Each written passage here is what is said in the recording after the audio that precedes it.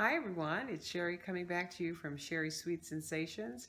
I'd like to start off by wishing everyone a happy new year. 2018 has now come upon us, and I wish only the best for each and every one of you, that you have a wonderful and prosperous new year. I apologize for being away for so long, but during the Christmas holiday, it's a very busy time of year for me with family, friends, and those all important clients. So I'm back with a great recipe that was a special request from my daughter, who received a new KitchenAid for Christmas. And she wants to know how to make red velvet cupcakes. So that's what we're doing today. We're making red velvet cupcakes so that my granddaughter, who loves them, can enjoy them anytime she wants now, instead of having to wait to come to grandma to get them. So here we go. We're going to show you what your ingredients that you're going to need for this recipe, which is a very quick and easy recipe. Here are your ingredients. Over here we have flour. I use cake flour for my red velvet cupcakes. And in that cake flour we have some cocoa powder, and we also have some salt. All the measurements will be in the description box below for you.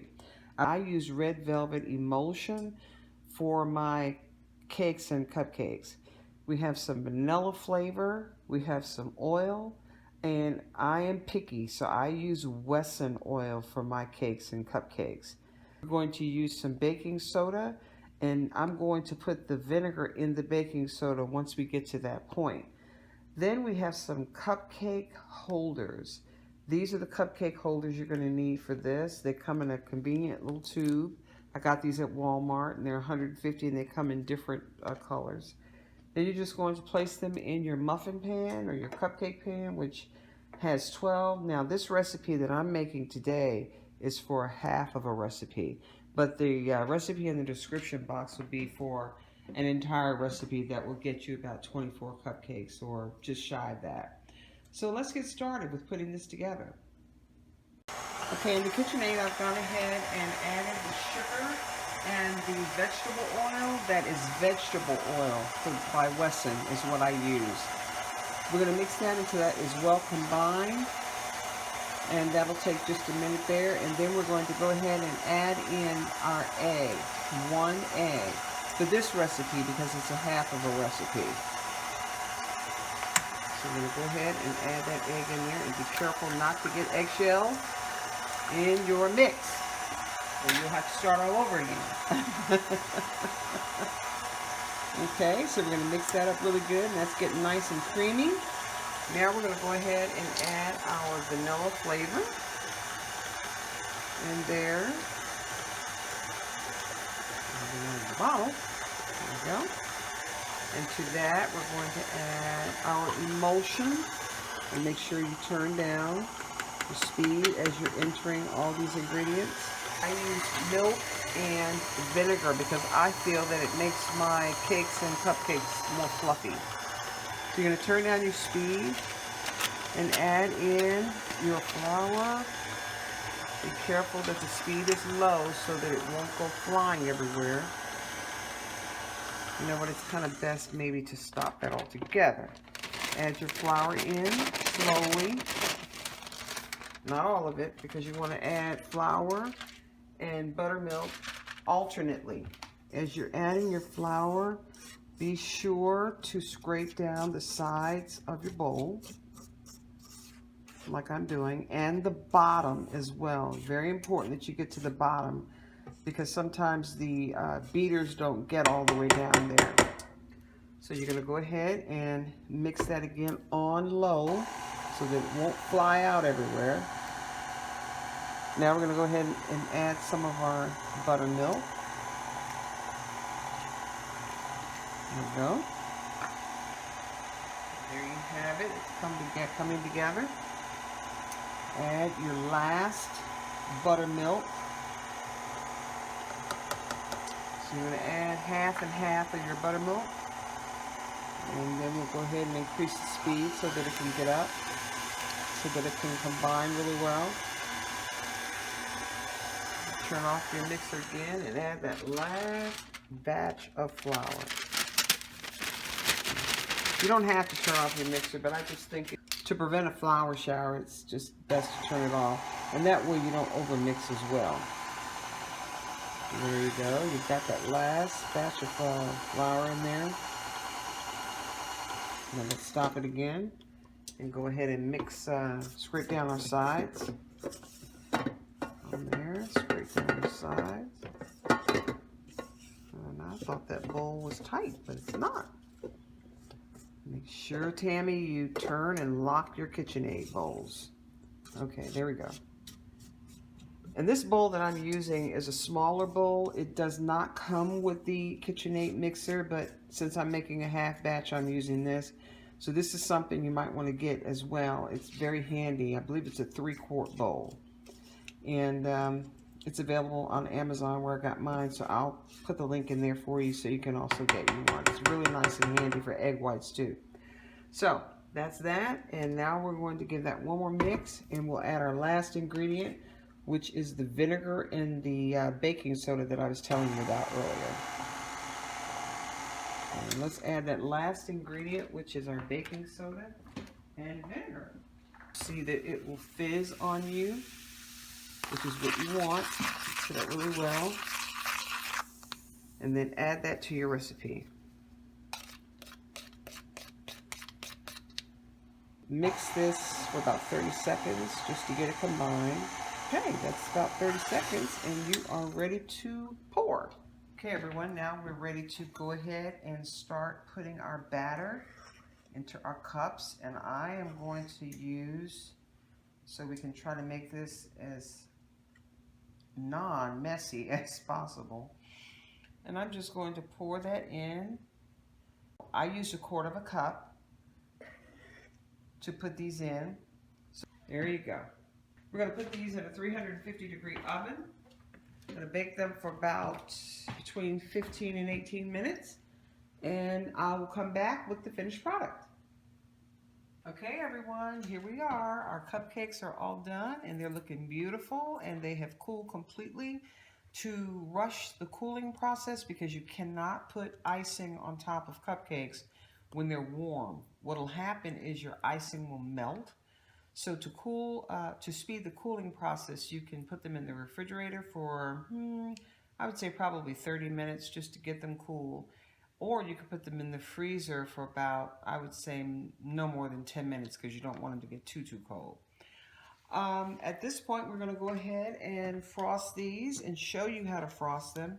Now this icing is buttercream icing. I actually made this the same way I made the icing in the orange and chocolate cake on my YouTube channel.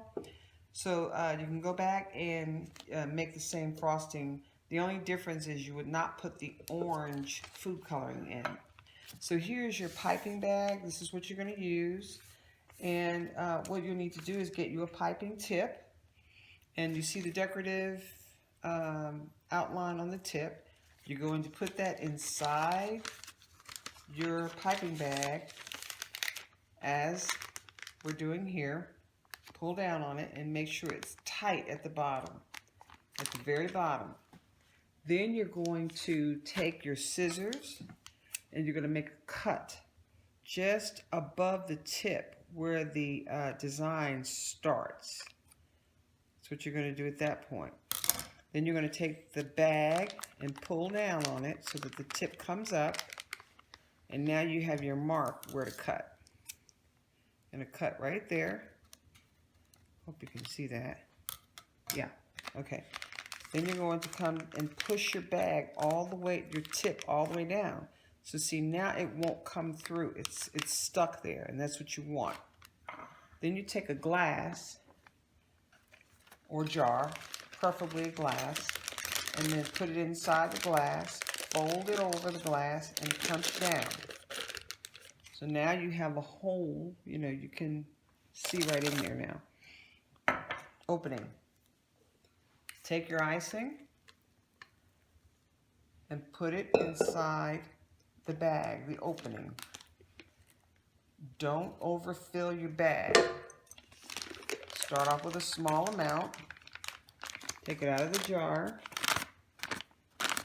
And now you're going to hold it here. And you're going to push down on your icing until your icing gets down into the piping tip. So you want to push all that icing down. And be careful when you're piping because the icing can come back up through the bag this way. And you don't want that. So you want to hold your bag, get it down to the bottom as tight as possible. And then once you get down, you're just going to twist your bag and get it comfortable in your hand. If you're right-handed, this is the way I pipe. I'm right-handed.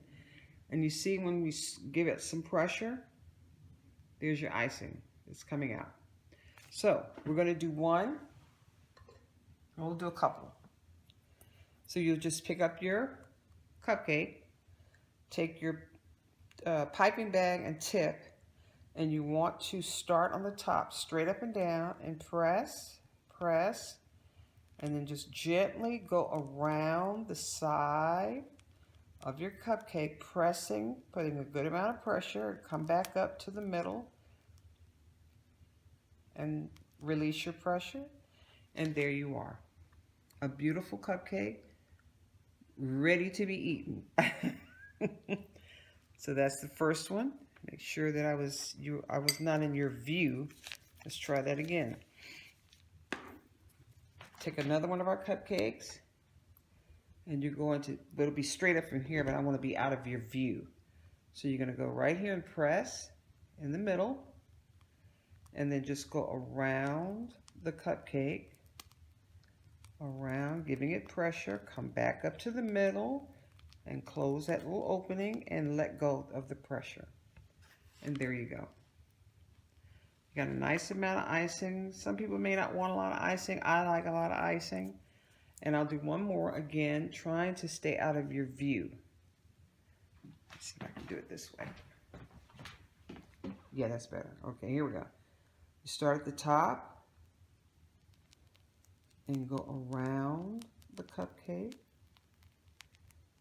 and come back up to the top and release your pressure. And there you go.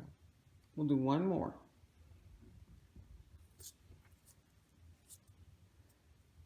Take it at the top and go around to the edge of your cupcake. Come back up on the top of your cupcake and release the pressure. And there you are. Perfect coverage.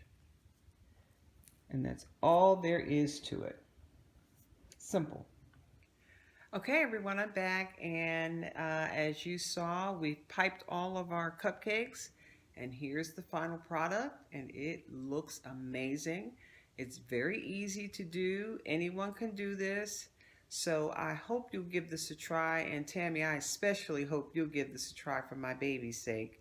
I hope that you'll visit my YouTube channel again.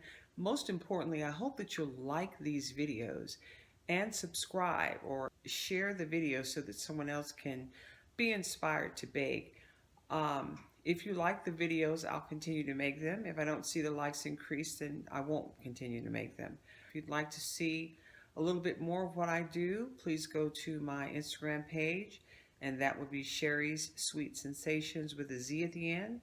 And I hope that you'll enjoy, and I hope that you'll come back. So let's get a knife and cut this in half. Okay, let's get our knife, and we're going to pull back our paper here. Let's just cut this in half. Super duper moist, which is what you want. And take our cupcake out of there, out of the wrapper. There we are, out of the wrapper. And look at that cupcake. See that? That is super duper moist. Look at that. Moist, moist. That's what you want. I like a cake quality of cupcake. I don't like a stiff and hard, dense cupcake. So we're going to go ahead and cut this right down the middle, just so that you can see the inside. Try not to make a mess. There we go. And remember, these are still kind of, you know, they're just still, look at that. Look at that. That is super duper moist. And the longer you put them in the refrigerator, it'll get a little bit firmer. But I actually prefer a cupcake that is of a cake consistency. And so there you have it, an amazing cupcake, and I hope that you'll come back again. Until next time, be sweet.